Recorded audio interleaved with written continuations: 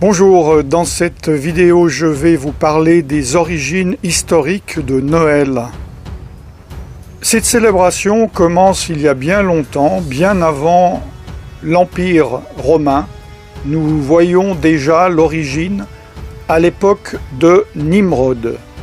Nimrod, le constructeur de la tour de Babel, et à cette époque, le 25 décembre, c'est l'anniversaire de Tammuz, fils de Nimrod, considéré comme le premier antichrist. Nimrod épousa sa propre mère, dont le nom était Sémiramis. Après la mort de Nimrod, Sémiramis affirma qu'un conifère mature avait poussé en une nuit d'une souche d'arbre mort. À chaque anniversaire de sa naissance, elle affirmait que Nimrod visiterait l'arbre à feuilles persistantes et y laisserait des cadeaux. Le 25 décembre était donc cet anniversaire. Nimrod, donc, que l'on peut appeler également le Seigneur de Noël. En Égypte également, c'est la célébration du culte du dieu soleil, Ré ou Ra, et d'Osiris, dieu de la fertilité. En Perse, c'est le culte du dieu soleil Mitra. En Grèce, c'est le culte du dieu soleil Hélios et de Dionysos, également dieu de la fertilité et du vin. À Rome, bien avant la naissance de Jésus-Christ, c'est le culte du Sol Invictus, le soleil invaincu. Dans d'autres cultures païennes, le 25 décembre, qui correspond au solstice d'hiver, célèbre la naissance de dieux païens comme Attis, Bacchus, Dionysos, Hélios, Horus, Mithras, Nimrod, Perséus, Sol Invictus, Tammuz. Et finalement, cette nouvelle idole, ce nouveau dieu récupéré par l'Empire romain, Jésus, qui fut rajouté et assimilé à ces cultes païens. L'Empire romain, culture païenne par excellence, avec sa religion panthéiste, l'adoration de nombreux dieux, célébrait les Saturnales. Que sont les Saturnales? Voici ce que dit l'encyclopédie Britannica. Dans l'Empire romain, les Saturnales étaient une fête de divertissement et d'échange de cadeaux. Le 25 décembre était également vu comme l'anniversaire du dieu Mitra, le soleil vertueux.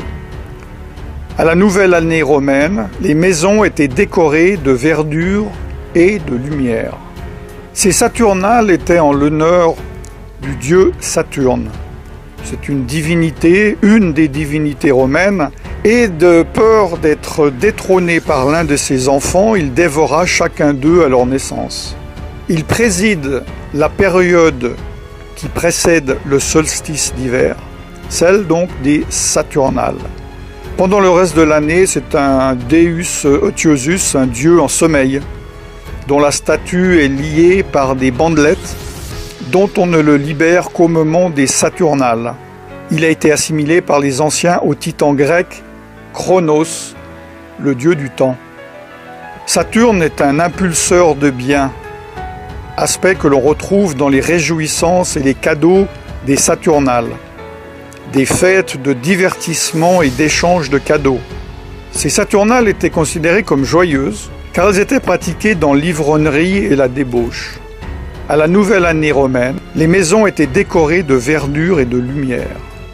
La nouvelle religion romaine, fraîchement créée par l'empereur romain Constantin, a mélangé les pratiques et les croyances de la Bible avec celles occultes de son empire, et il a adopté et adapté cette fête païenne. Cela s'appelle le syncrétisme. On m'a demandé des faits. Ce que je viens vous dire sont des faits. Voici d'autres faits. Noël, par exemple, a été illégal aux États-Unis d'Amérique jusqu'au XIXe siècle, étant considéré comme elle est, c'est-à-dire une ancienne fête païenne. Vous pouvez voir sur le panneau en anglais que je traduis « Avertissement public », l'observation de Noël ayant été jugé comme un sacrilège, l'échange de cadeaux, de célébrations, l'habillement fin et d'autres pratiques sataniques similaires sont interdites.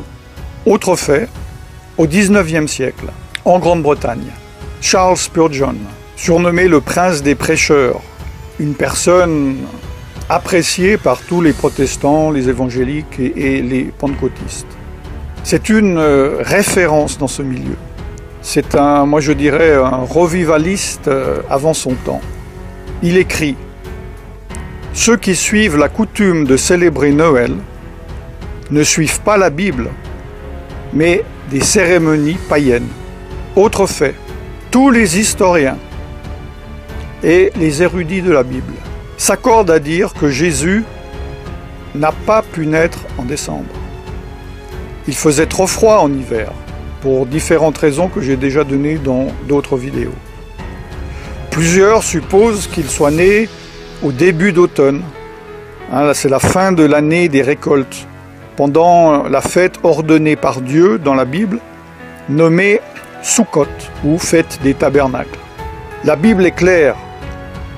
Elle interdit la participation au culte païen, même si ceux-ci sont maquillés et décorés.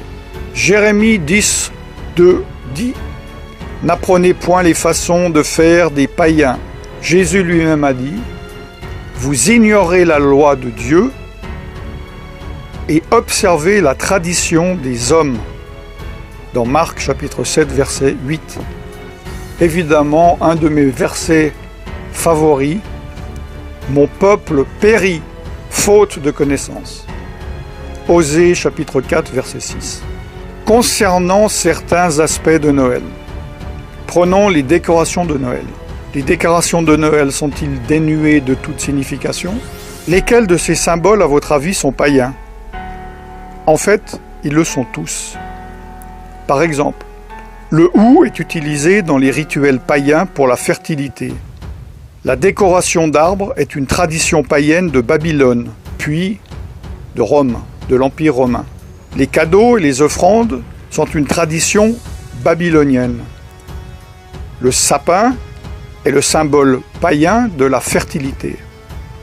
Même les bûches de Noël, est une coutume païenne de sacrifice sur le bûcher.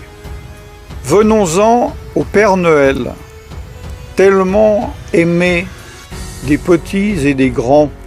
Le Père Noël est-il libre de toute religion?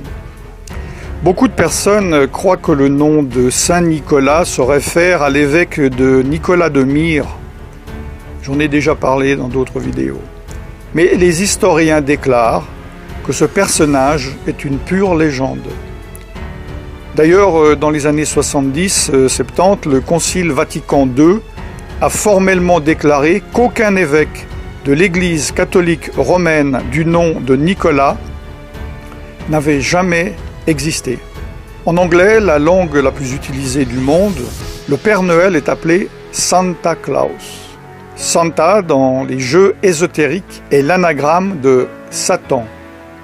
Selon l'encyclopédie, le nom de Santa était le surnom pour le Nimrod, dont je vous ai parlé en Asie mineure, qui avait les caractéristiques d'avoir une longue barbe, une reine, pas la femme d'un roi, mais l'animal, sans oublier qu'il est né, comme je vous l'ai dit, le 25 décembre.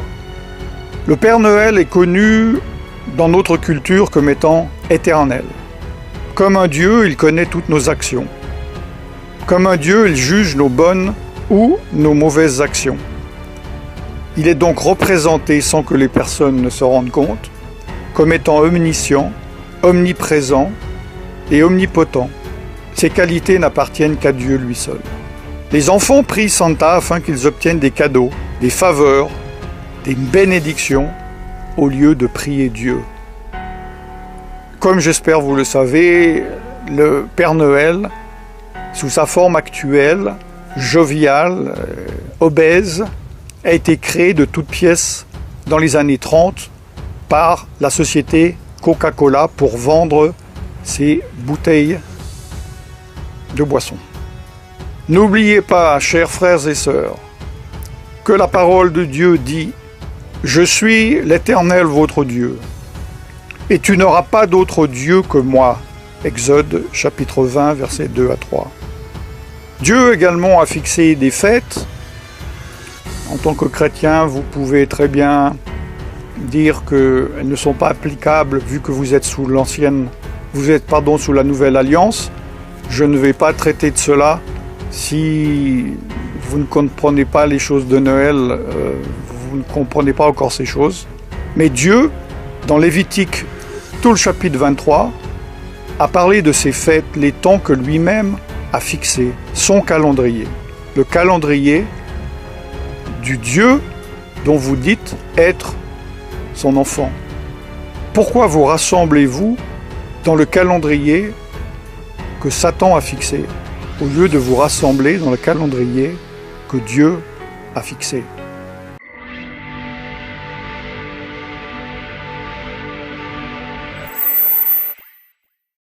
Je vous laisse méditer là-dessus. À partir de ce jour, vous ne pourrez plus dire que vous ne saviez pas. Prenez vos responsabilités, priez et faites votre choix d'obéir à Dieu, de désobéir à Dieu, d'être bouillant, d'être froid ou d'être tiède. N'oubliez pas que Jésus vomira les tièdes de sa bouche. Je ne vous souhaite donc pas un joyeux Noël. Par contre, je vous bénis dans le nom tout-puissant de Yeshua Mashiach, Jésus-Christ de Nazareth, le Fils de Dieu, et je vous dis à très bientôt. Shalom.